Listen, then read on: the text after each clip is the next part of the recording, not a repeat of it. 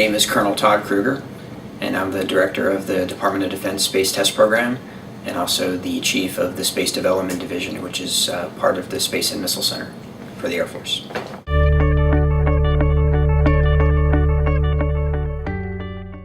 Really, I can think of a couple of reasons why I'm excited. The first is that the mission itself.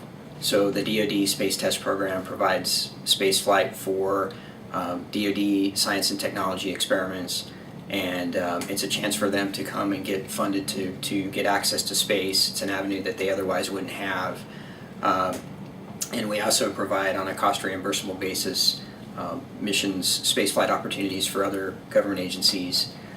And so this is a critical opportunity to advance R&D for space, and the idea is that these projects that we're flying today will be part of the national security space architecture tomorrow and bring capabilities to the warfighter. The other reason why I'm excited is because of the team that I'm working with. I have some of the smartest, most creative, and most dedicated people in the business as I've gotten the pleasure of learning over the last couple months.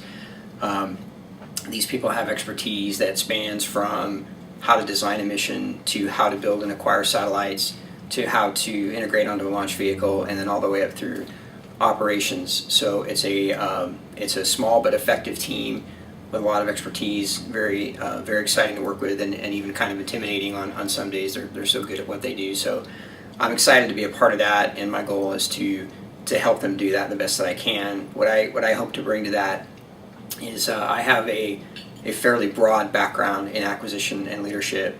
So what I bring is hopefully the opportunity to help them think outside the box, help establish some creative and collaborative partnerships with other agencies, because we all know that we're heading into potentially tough budget times, and what we need to do is work together, pool our resources to try to make sure that we can access space for especially those projects that wouldn't otherwise have an opportunity to do that.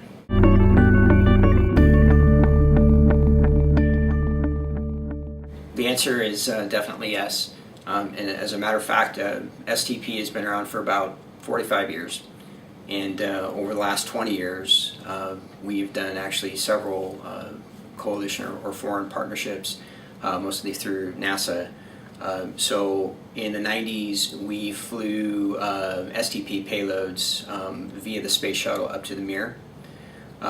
We've also flown more recently, we flew some payloads via the Japanese HTV, which is their resupply module to the International Space Station, up to the ISS, and we have an experiment that's on their exposed module facility outside of the ISS, and actually we've worked with JAXA to use their robotic arm to inspect that payload as well, or that experiment. We've also worked with the European Space Agency. We've had a materials exposure experiment on their external experiment facility off the space station.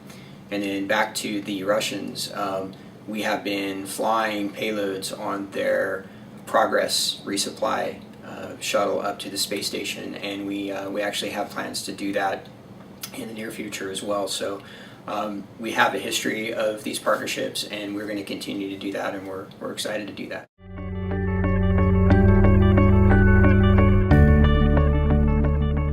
The nature of the Space Test Program is that we essentially fly research and development payloads, and many of those payloads don't have the same classified requirements or constraints that operational payloads would have. So the way our process works is we have the DoD Space Experiments Review Board, the SIRB, and last year the SIRB provided us a list of 78 experiments for us to try to find spaceflight for.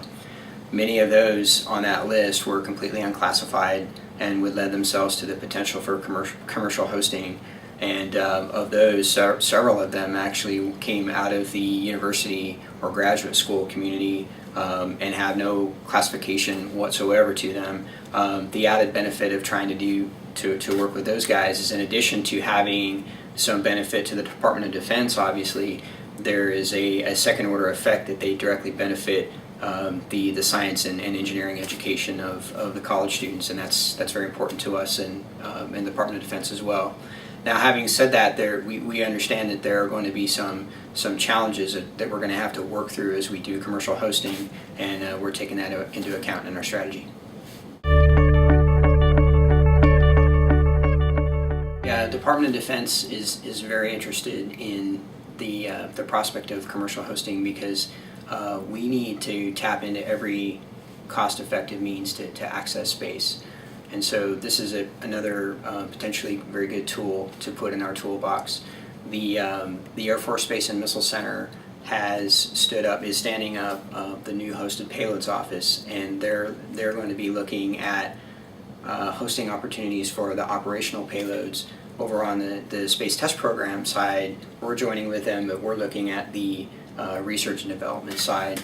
And so what the challenge that we have is, as I mentioned before, we had last year 78 experiments made the CERB list, and we're about to do another CERB, and we don't know how many will be on the list, but around that many. The list is growing, and but the budget is not, obviously, so we have to find whatever way we can to make spaceflight a reality. So that is something we're excited about doing. We do understand that there's going to be programmatic and technical challenges as we work through the prospect of commercial hosting of military payloads. So what the Space Test Program is doing is we have released a broad agency announcement to industry to get their response and find out how they would go about the process of doing commercial hosting. And it's a way for us to and them collectively to figure out how they can meet our requirements and what payloads or satellites we have that would lend themselves to commercial hosting. Specifically, we are going to be doing an industry day coming up this fall is the plan that we're working towards to target hosted payloads specifically for commercial hosting opportunities. So we're very much looking forward to that.